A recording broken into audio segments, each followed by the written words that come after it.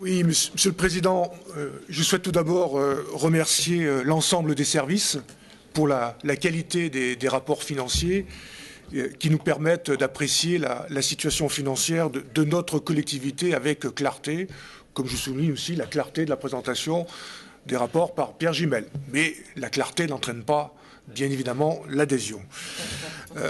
Puisque je parle de la situation financière de notre collectivité, c'est vrai que, quand même, un petit rappel est de comparer notre département avec beaucoup d'autres départements français, dont certains sont en situation de faillite. Et donc, quand même, soulignons la bonne santé financière de notre département. J'ose même dire presque une situation financière exceptionnelle, grâce quand même à une bonne gestion des années précédentes. Ben oui, et oui. Et qui permet à la majorité actuelle, effectivement, d'emprunter 45 millions d'euros et sans parallèlement avoir à procéder à des réformes, des nouvelles réformes de structure. Il faut reconnaître, c'est une petite DM. C'est une DM qui s'inscrit dans la continuité du budget 2016 que nous n'avions pas voté. Nous n'avions pas accepté les restrictions budgétaires, notamment sur ce qu'on appelle le cœur de métier du département, la solidarité, touchant les personnes sans emploi et nos jeunes. L'insertion sociale, qui avait déjà été touchée lors du vote du budget de décembre dernier, est encore amputée d'1 million d'euros. Et dont la moitié, certes, va servir à financer de nouvelles actions pour les personnes âgées et handicapées. Alors, permettez-moi ce vieil adage, on déshabille Paul pour habiller Jacques, mais malheureusement en opposant nos concitoyens les plus fragiles.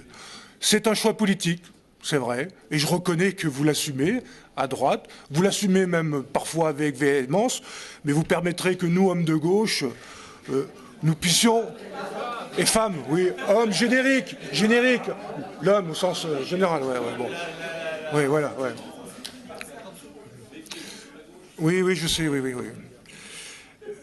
Vous permettez donc que nous le dénoncions, notamment parce que nous estimons que cela va à contre-courant de nos compétences et de notre humanisme le plus élémentaire. Ce que vous présentez, vous avez tweeté là, il y a quelques secondes, comme une modernisation des aides sociales, nous disons qu'il s'agit plutôt de recul. Un mot sur le grand plan pour la jeunesse, que vous avez annoncé au moment du budget comme très ambitieux en termes de moyens. Pour cette session, finalement, 22 500 euros.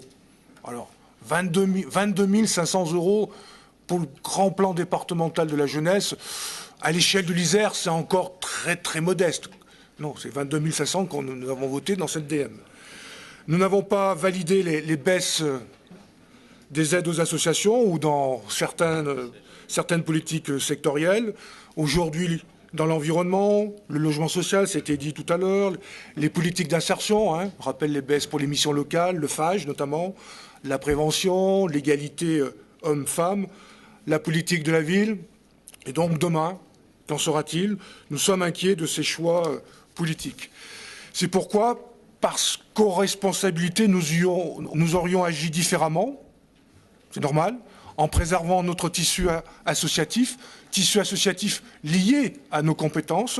Nous aurions préservé notre soutien aux plus fragiles, nous aurions préservé aussi nos marges de manœuvre financières, à savoir bien maîtriser la dépense publique. Et moi, je donne rendez-vous dans 2-3 ans et nous examinerons la situation financière de notre département par rapport à celle que vous avez prise il y a 1 an.